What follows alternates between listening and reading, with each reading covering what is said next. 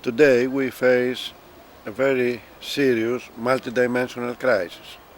This crisis affects all spheres of life. In other words, it is an economic crisis, it is a political crisis, it is a social crisis, an ecological crisis, even a cultural crisis. So the question is there any common thread? That is, can we find any common cause for the various aspects of the crisis? And the answer to my mind is yes. The cause is always the concentration of power at various levels. It is the concentration of economic power which leads to the economic crisis, of political power which leads to the political crisis, and so on. Political crisis is a byproduct of the dynamic of representative democracy. Representative democracy is not a system that was always there. It was created almost about the same time as the system of the market economy 200 years ago, and its dynamic has led to the present situation where it's not even parliaments anymore that take important decisions. It's not even the governing parties, but it is just cliques around the president or the prime minister which take all important decisions.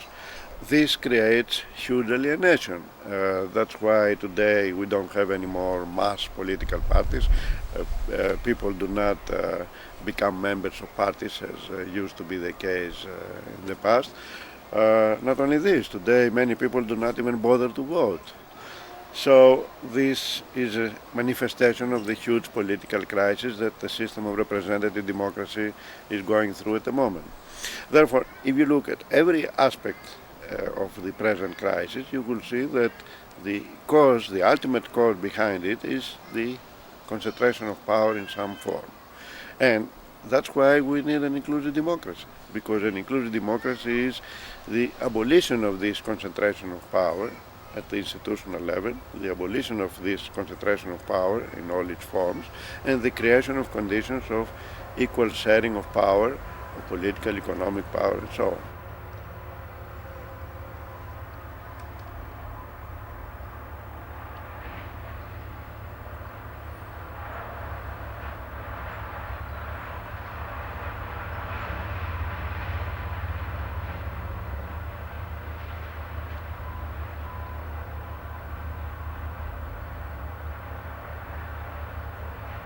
I'm Takis Fotopoulos. I'm a writer and editor of the international journal Democracy and Nature, the International Journal for Inclusive Democracy. And I have been teaching economics at the University of North London in the past for over 20 years. I would like to talk about the project of inclusive democracy. And I would like to start first with what is inclusive democracy? I think it is important to stress that the inclusive democracy project is not just an economic model, but it is a broader political project which aims to remake society at all levels, at the political level, the economic level, the social level, and of course in the ecological sphere. The overall aim of the inclusive democracy project is to create a society in which people determine themselves, in which, in other words, the demos, as it was the classical concept for the people, the demos has overall control over the political sphere, the economic sphere, the social sphere in general. So the inclusive democracy project, in a sense, is a synthesis of the two major traditions, the two major historical traditions, the socialist tradition and the democratic tradition, and also of the currents that developed in the last 30 or 40 years, the new social movements, the feminist movement, the ecological movement, the identity movements of various sorts, and so on. In other words, the inclusive democracy project is a synthesis of all those historical experiences of the socialist and also the democratic tradition and all those new social movements. And in this sense, we can say that the inclusive democracy project is neither a theoretical construct, but it is the product of all those historical experiences, nor it is a utopia. And it is not a utopia because there are already trends all around us leading to a society which in various aspects resembles the inclusive democracy society. There are all over experiments going on with alternative institutions, and whenever there is an insurrection, like for example the recent Argentinian one, we have seen people organizing themselves in general assemblies and trying to organize political and economic life according to principles like the principles that I'm going to explain in a moment are the principles of the inclusive democracy project.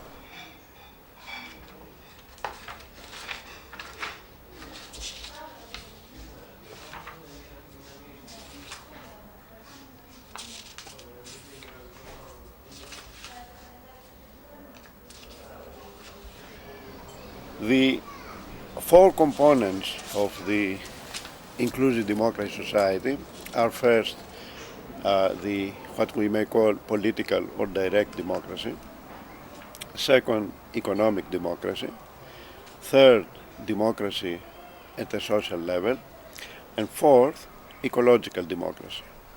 So let's see briefly what we mean by each of those components. Political or direct democracy means the authority of demos, of people, over the political sphere.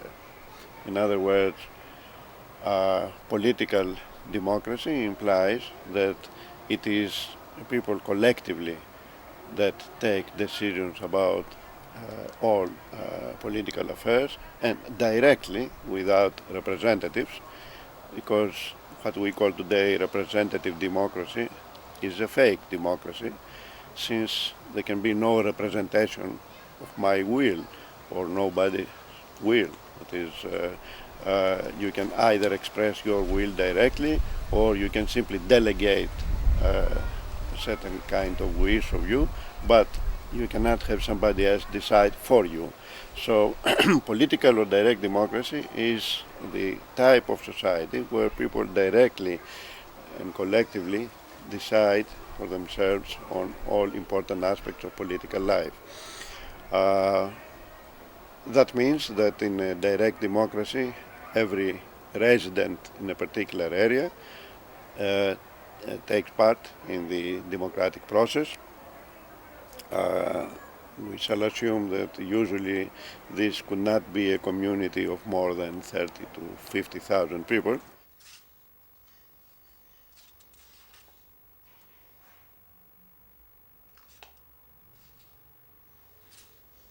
In the same way as we define political democracy as the authority of demos over the political sphere, we can define economic democracy as the authority of demos over the economic sphere. This means that it is the citizen body, that is all people at mature age, which is decided by the assemblies, all people at a certain age decide all major economic, take decisions on all major economic problems, particularly those affecting the meeting of basic needs.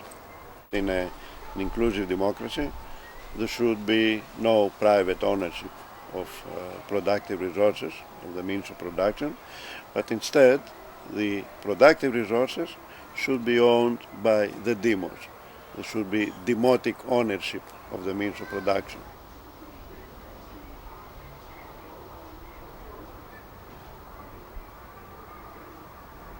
The third component of inclusive democracy is democracy at a social level.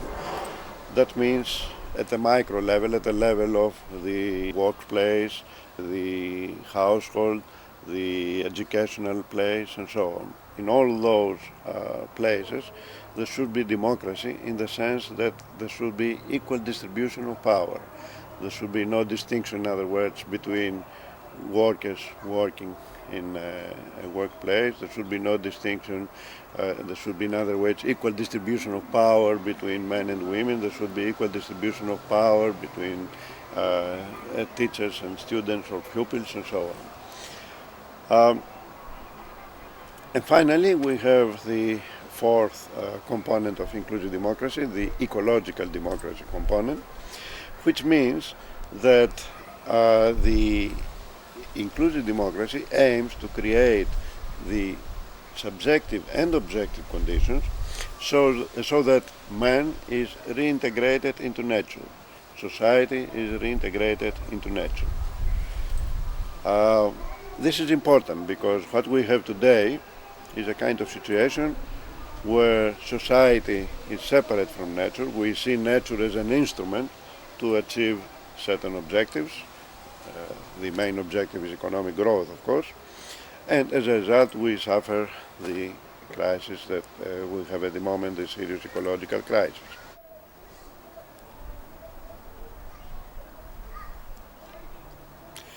So, having seen what is an inclusive democracy and why we need an inclusive democracy, the next important thing is to see how an economic democracy, that is how this basic component of inclusive democracy would work, what sort of institution we can imagine that would secure equal distribution of economic power.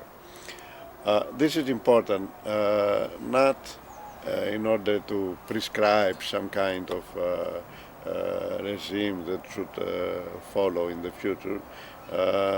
This is silly because in fact it is the democratic assemblies of the future that will decide the form that their institution will take. What we can only do here is to give an idea of why such a system is feasible, how it can work, and make some proposals that would implement all the basic principles I mentioned before. The model, therefore, of economic democracy that I'm going to explain in a moment represents also a synthesis, as the whole project of inclusive democracy represents a synthesis of two systems that we have known in the past, the planning system on the one hand and the market system that we still have. The basic element of the planning system, or the basic aim, if you like, of the planning system was that it aimed at securing the meeting of basic needs of our people. On the other hand, the basic element that is produced or presented by supporters of the market system as its main strong point is freedom of choice. However, neither of the two systems has worked as in theory. That is, the planning system, the central planning system in the East, has created some conditions so that the basic need, more or less, of all people have been met. But this did not mean any kind of economic democracy because, as I said before, the decisions were taken by the political elite. Nor the market system does satisfy the supposed advantage of freedom of choice, because it's ridiculous to talk about freedom of choice when basic needs have not been met. So the question is how we can have a system that on the one hand secures the satisfaction of all basic needs of all citizens, and on the other hand secures freedom of choice. For this, the proposal of the Inclusive Democracy Project is to combine the planning element, which would be especially useful as regards the meeting of basic needs, with the market element, not in the sense of a real market like the present one, but in the sense of an artificial market, and I'm going to explain it in a moment.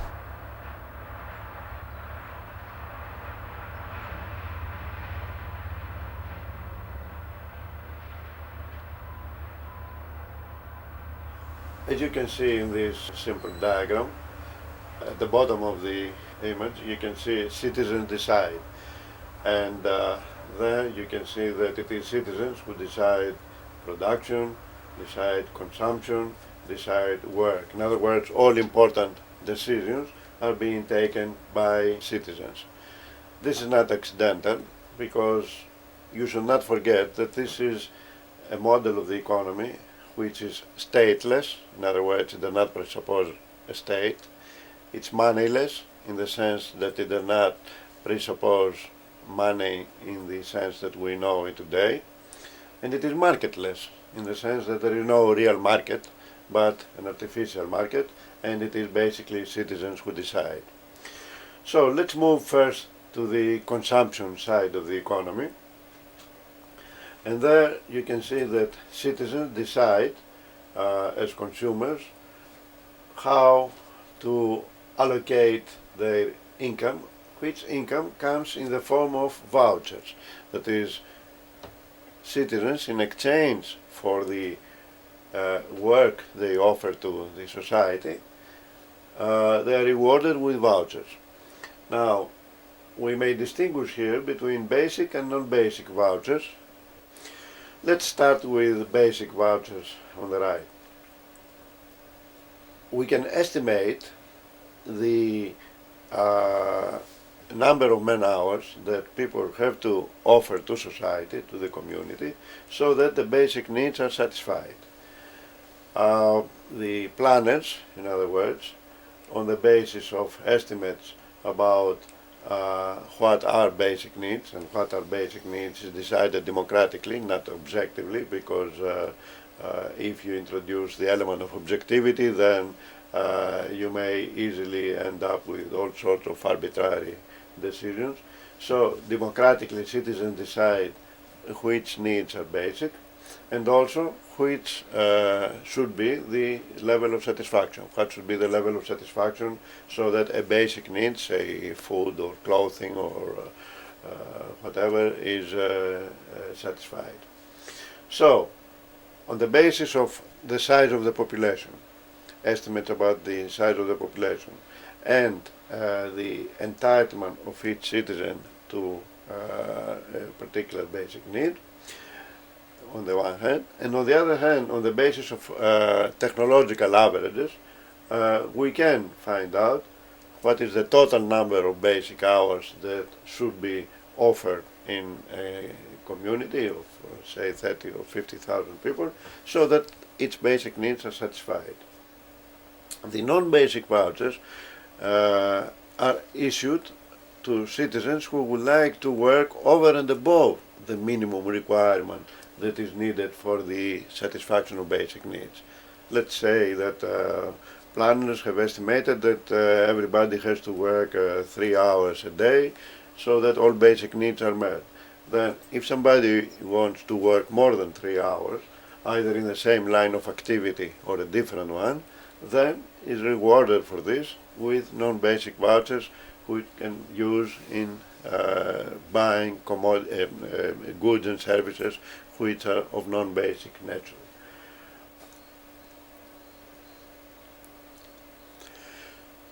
The question that arises with respect to non-basic vouchers is how we can determine the rate of exchange, in other words, the prices, in quotation marks, at which work is exchanged with non-basic vouchers.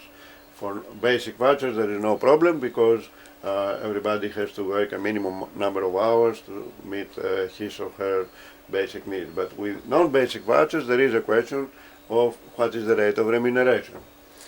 Now, here we can take into account, and that's why I talked before about an artificial market, we can take into account the demand and supply conditions of the past. In other words, if, say, a mobile is characterized as a non-basic good by the assemblies, and if, say, over the past 6 months in this community there has been an offer of, say, 100,000 non-basic vouchers in the purchase of mobiles, and with these 100,000 vouchers people could buy 1,000 mobiles, because that was the total production of mobiles.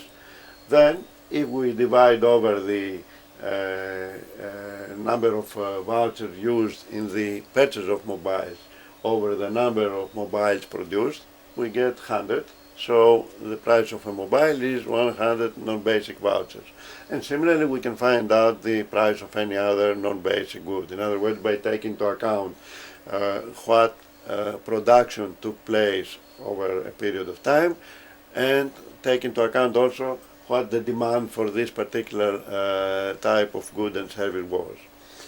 This way, therefore, we start with actual demand and actual supply conditions rather than, and this is a major drawback of most planning systems, rather than by asking in advance people what they wish to buy and then calculate accordingly through the planning mechanism what to be produced. The disadvantage of all these types of planning is that people have to decide 6 months or a year in advance what exactly they're going to buy, which of course is something that seriously restricts freedom of choice.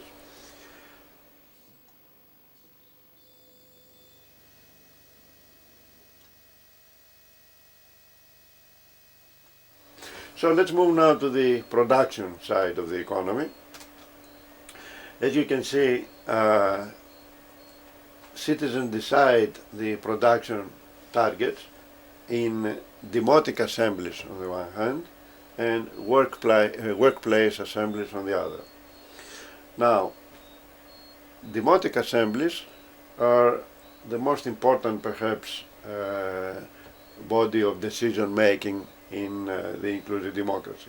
It is the assembly of the demos, the assembly of the citizen body in a particular area. A demotic assembly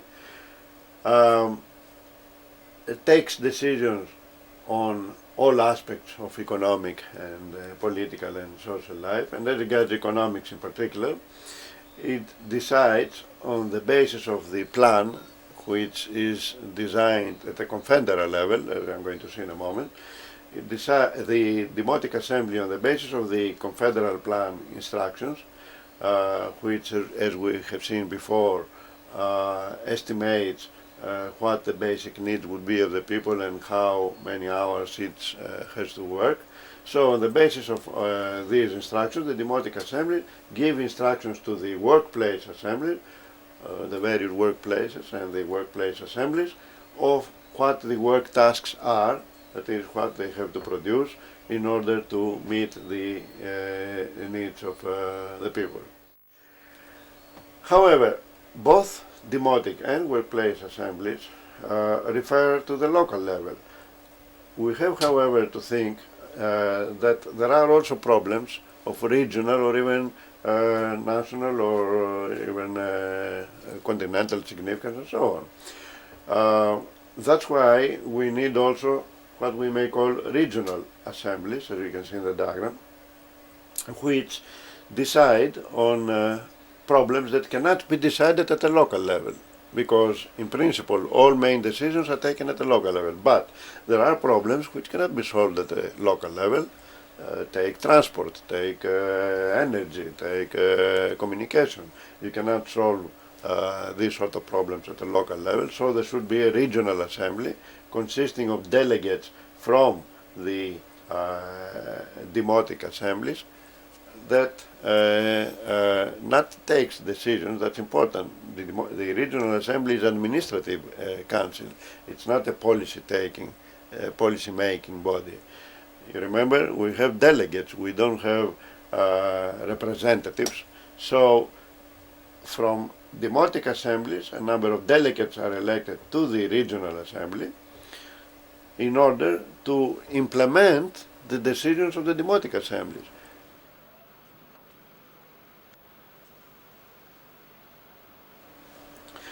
Finally, we have confederal assemblies, which are the highest organ of the economic organ of the inclusive democracy, and which means that an inclusive democracy cannot work only at the local level. Unless local democracies are confederated in a kind of a confederal inclusive democracy, then it is meaningless to talk about any reasonable allocation of resources. In fact, I could say that the three conditions of economic democracy are first what I mentioned before, the democratic ownership of the means of production. Second, it's self-reliance, that is, each local community, each local demos should be self-reliant, not in the sense of autarky. Autarky is impossible today, but in the sense of relying on its own resources in order to meet as many needs as possible. And the third important principle of, that is implied by this economic democracy model is confederal allocation of resources. The allocation of resources takes place at the confederal level. In a free society, the question is who is going to do the unpleasant jobs, and how we can meet demand and supply when, say, many more people would like to do jobs that are very pleasant and so on, versus the other type of job. Now, one solution that has been suggested is the idea of job complexes, which means that people can do a variety of work tasks. In other words, we can expand the meaning of the job or type of job to include as many as possible work tasks. For example, if you work in an office, you can do typing, but at the same time you can be involved in other types of more interesting work in the office and in decision taking as well, and so on. So in this sense, the job complex idea does sort out the problem of how we choose jobs in certain kinds of activity. But this is not a panacea again. That is, there are types of activity that we can think of where the idea of job complexes may not work, especially when you need a very high degree of training and skill in order to do a particular job. I cannot think of a job complex for a surgeon, say, or for a pilot. I cannot think of the surgeon doing also the cleaning or whatever, or helping the nurse doing injections, because that would be a waste of his time and of society's time, even more important. So there should be some other way of expressing the desires of people and as regards the type of work they choose. As regards the non-basic type of work, there is a system that is proposed by the inclusive democracy system that could sort out this problem. But as regards the basic type of work, I think the only solution, if at the end there is a serious mismatch between demand and supply, is either rotation, that is, people do various types of activities on rotation, so that who is going to do hard works like building or mining, then again you can have some rotation, that's one way. Or another way may be that you reward people doing jobs for which there is not much demand with non-basic vouchers on top of the basic vouchers they have to receive anyway.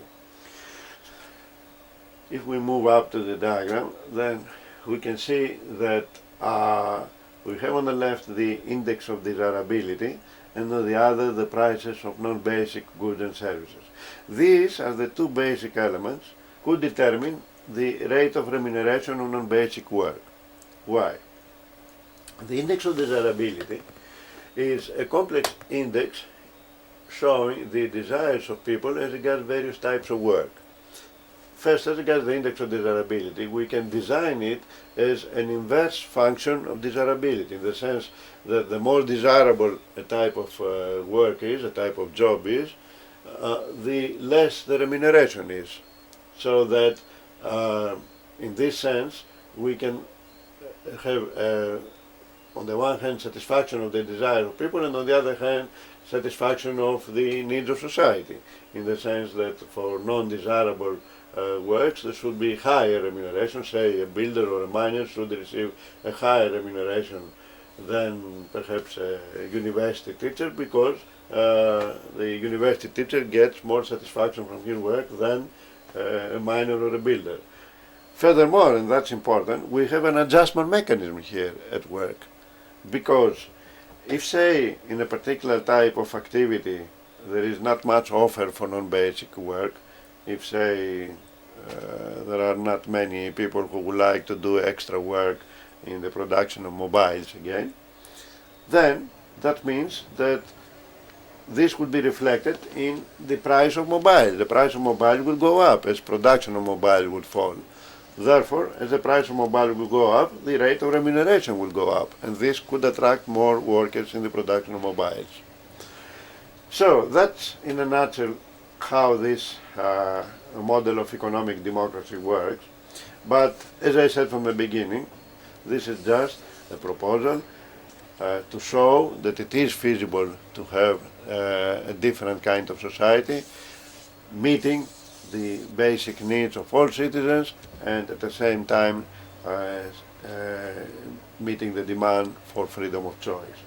And it is of course up to the General Assemblies of the future to decide what exactly the form of their society should be.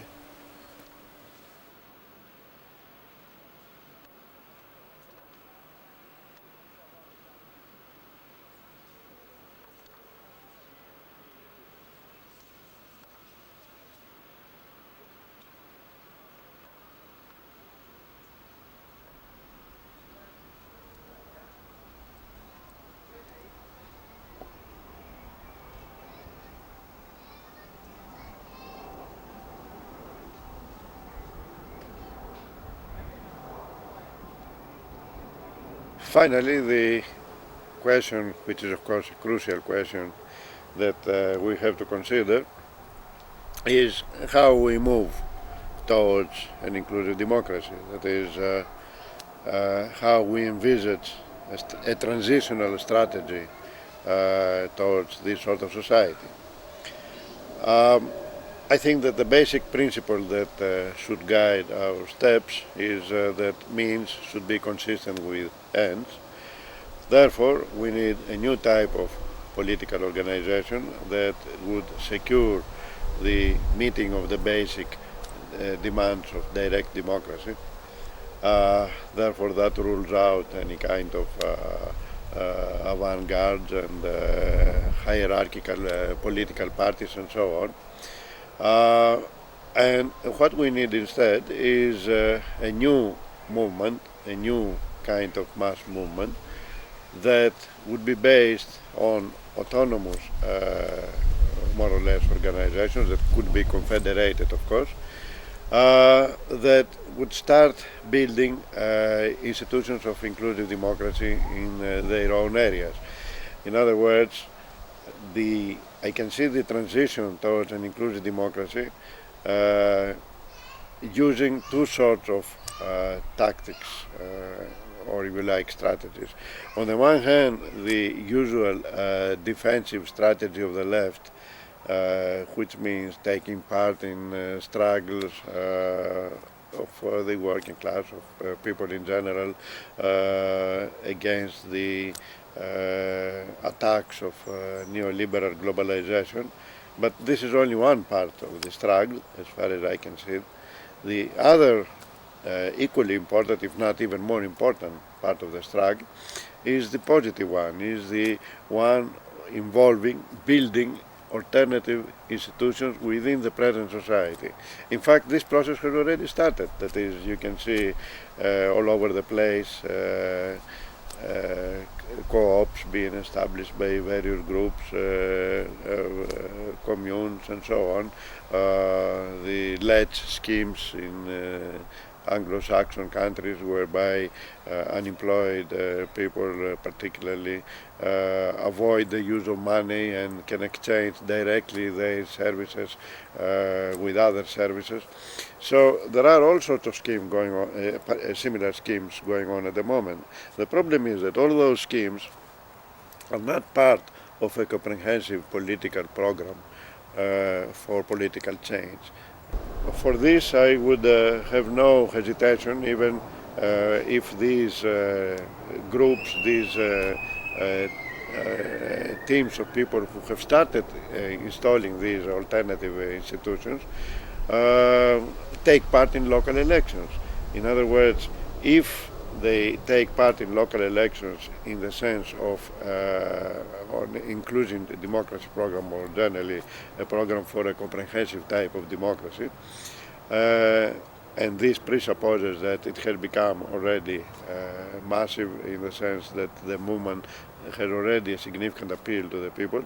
Then if they win the local elections, they have a perfect opportunity to apply, to implement at the local level the principles of inclusive democracy. In other words, they will take local power in order to abolish it, if you like, the next day, in the sense that once they take local power, they take over local power, then from the next day on they will start organizing people in neighborhood assemblies to take over instead of the usual council, the usual municipalist council and so on.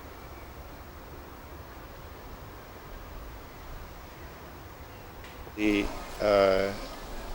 importance of the transitional strategy of the inclusive democracy project is that the new society would not be established at all unless the majority of the population has already subscribed to this project, unless, in other words, they have already adopted, using the institutions in practice, using the institutions, the alternative institutions in practice, and getting the democratic conscience, unless the majority has already been persuaded in a new society of this type, the society will not come about.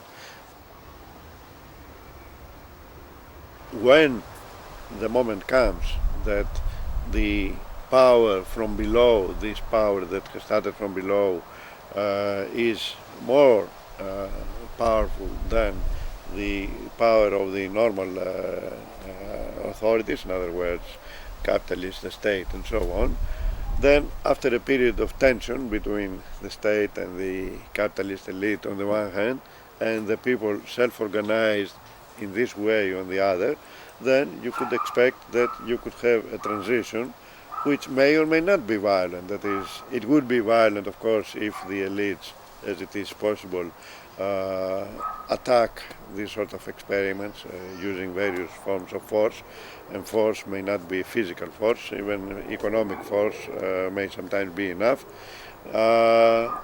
but it may not be violent. That is, it all depends, of course, on the balance of power at the moment of the transition.